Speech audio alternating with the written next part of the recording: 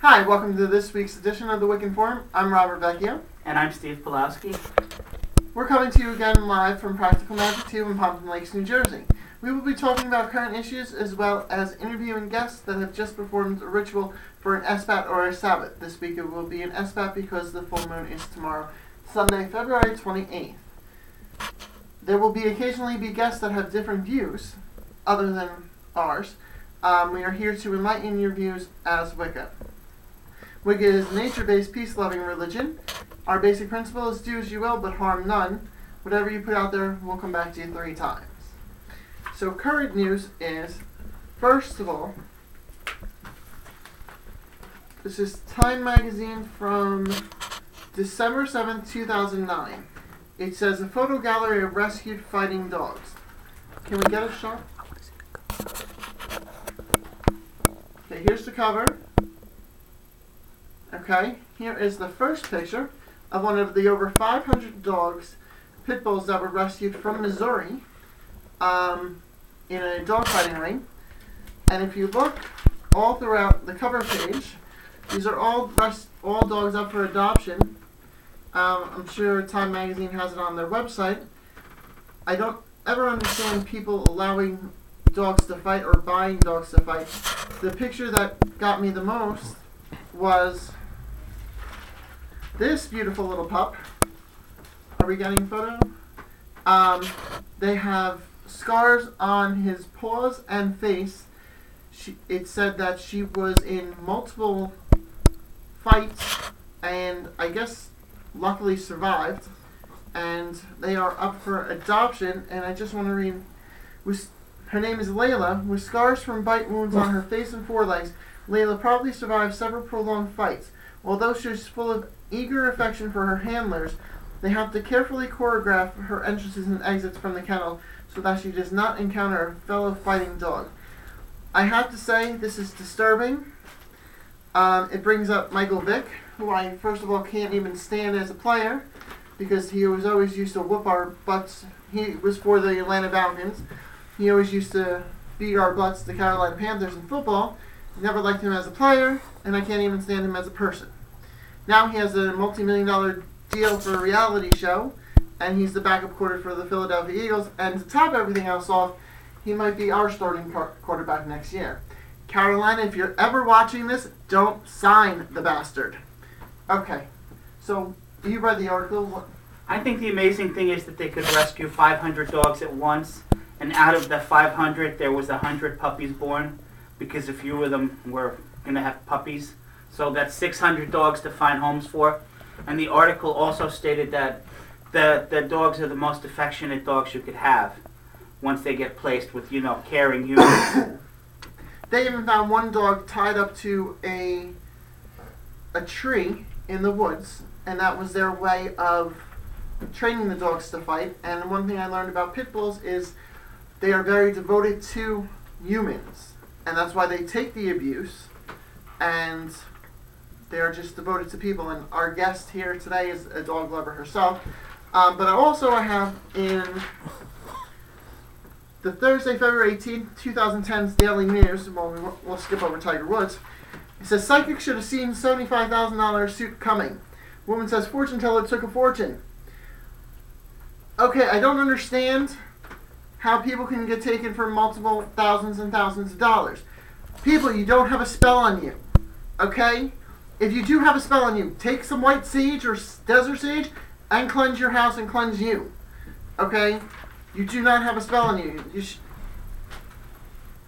The amazing part of that article with the psychic was this woman kept going back and spending more and more money, and she even allowed the woman to use her credit card for like $4,700 on clothing. And when the woman that was getting taken for all the money said, "What is it for?" "Oh, I need the clothes that for ritual."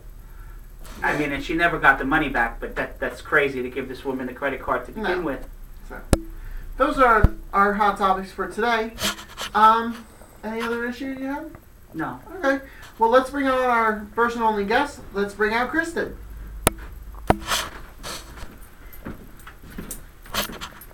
Hello. Hello. Welcome to the show. Thank you.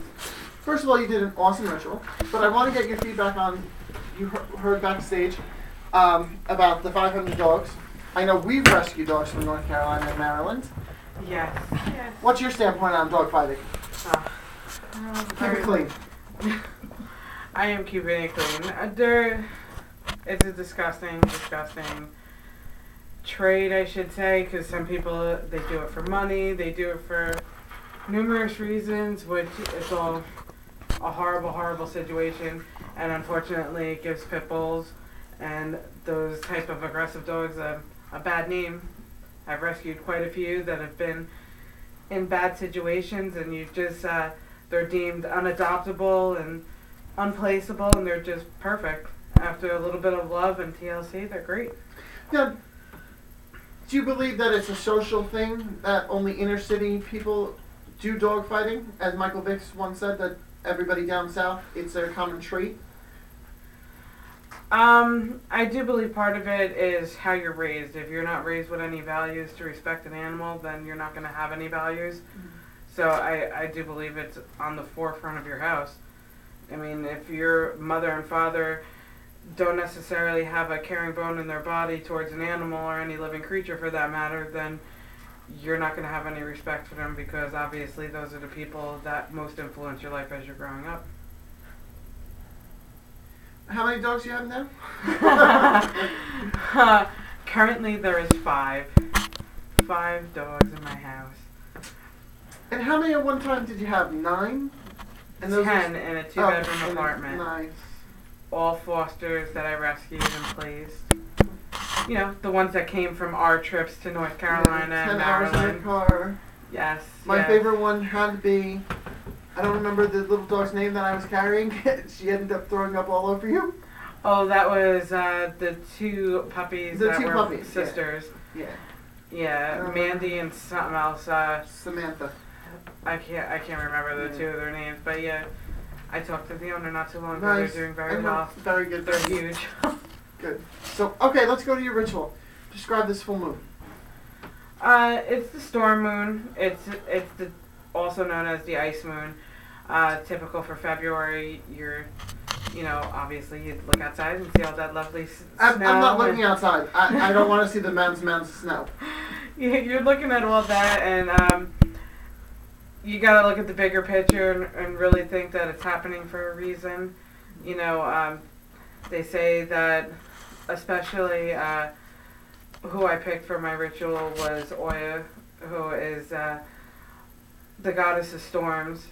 She... Well, we had one yesterday. Yes. That's her way of uprooting our lives and getting rid of all the old and making it nice, clean palette for the future, for you to make way for some brighter paths. And why did you pick the god? And what god did you pick? I picked Shango because that is actually her husband. Okay. And he was actually, Oya was actually his 3rd wife and his favorite. Okay. He is the god of the sky. They say that his voice was so broad and strong like thunder.